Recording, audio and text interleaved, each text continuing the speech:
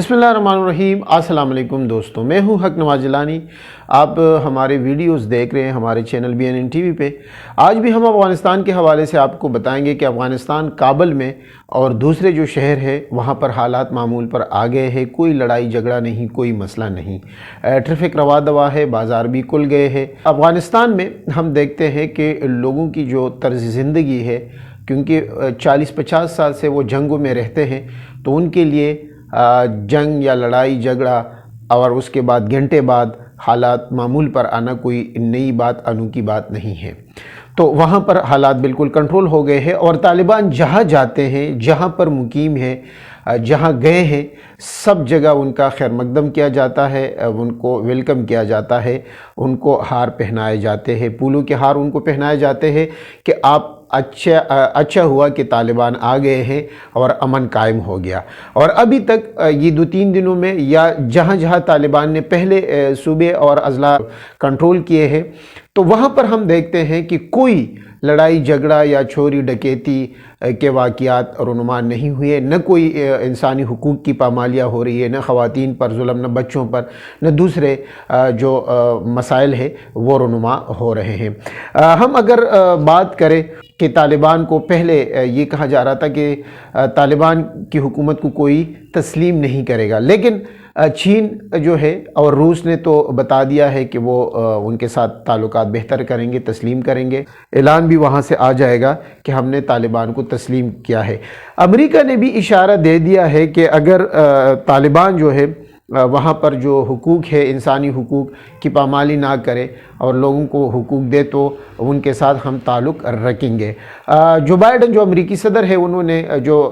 خطاب کیا آج، تو اس میں ان کا یہی کہنا تھا کہ ہم طالبان کے ساتھ تعلقات رکھیں گے، اور وہاں پر ہم نے دیکھا ہے افغانستان میں کہ خود امریکی فوج کے بغیر، یعنی جو افغان فورسز ہے جو وہاں پر مقیم تھی، انہوں نے کوئی مقابلہ نہیں کیا۔ اشرف غنی خود بھاگ گئے، ان کی کابینہ بھاگ گئی، ان کے لوگ بھاگ گئے، تو ہم کس طرح افغان حکومت یا ان کو سپورٹ کرتے جب خود افغانی طالبان کے ساتھ نہیں لڑنا چاہتے؟ یہ بہت بڑی بات ہے کہ یہ امریکی صدر کہتے ہیں کہ افغانی فورسز اور افغانی لوگ طالبان کے ساتھ لڑنا نہیں چاہتے، بلکہ ان کو ویلکم کیا جاتا ہے۔ تو یہ بات، اور دوسری بات ایک اور جو ڈیولپمنٹس ہے، کل روسی جو سفارت خانہ ہے وہاں سے بیان جاری ہوا ہے کہ اشرف غنی 4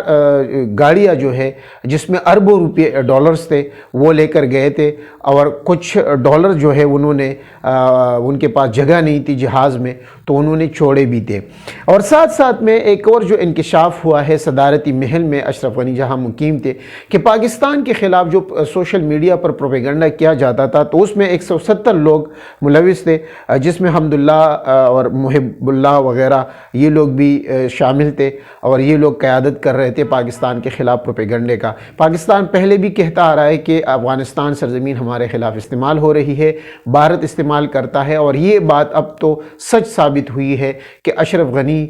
کی جو حکومت تھی یا اس سے پہلے جو حکومت تھی، ہمیشہ پاکستان کے خلاف استعمال ہوئی ہے اور پاکستان کے خلاف پروپیگنڈا کر رہی تھی۔ اور یہ جو اربوں روپے ڈالر لے کر گئے، افغانستان کو کنگال کیا، افغانستان کا پیسہ اشرف غنی لے کر بھاگ گئے ہیں، تو اس کا حساب بھی ان کو دینا پڑے گا۔ دوسری طرف ہم دیکھتے ہیں کہ بھارت میں طالبان کا جو افغانستان پر کنٹرول ہو گیا ہے، اور سنبھالنے کے بعد ہم دیکھتے ہیں کہ خوف طاری ہو گیا ہے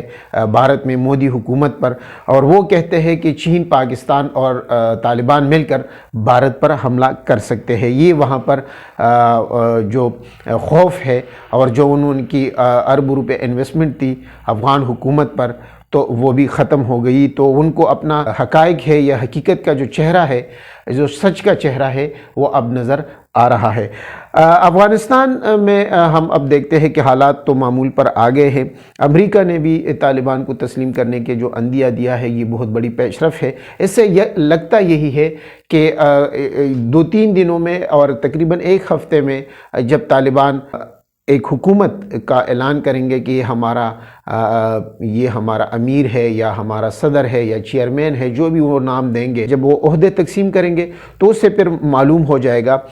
کہ افغانستان کی حکومت کس طرف جا رہی ہے، اور دنیا ان کو بھی تسلیم کرنے کی طرف جائے گی۔ ماضی کے مقابلے میں اگر ہم بات کریں طالبان کی، تو ماضی کے مقابلے میں طالبان کا جو رویہ ہے، جو سوچ و فکر ہے یا جو قیادت ہے وہ بالکل مختلف ہے۔ اب وہاں پر کسی بھی گروہ کے لیے، کسی بھی طبقے کے لیے کوئی پریشانی نہیں ہے، اور طالبان نے بار بار یہ اعلان یہ کرتے ہیں اور کر رہے ہیں کہ آپ افغانستان میں رہیں، سرکاری ملازمین بھی کام کریں، دوسرے طبقے بھی کام کریں، کسی پر بھی پابندی نہیں ہے، سب لوگ اپنے اپنے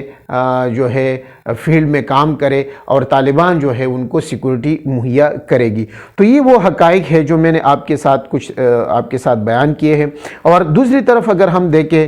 کہ اربوں روپے جو تقریباً کہا جاتا ہے کہ 15,000 ارب روپے امریکہ نے افغان فورسز پر خرچ کیے، لیکن نتیجہ صفر آیا۔ اس کا مطلب کیا ہوا کہ جب عوام کسی بھی فورسز کے پیچھے نہ ہو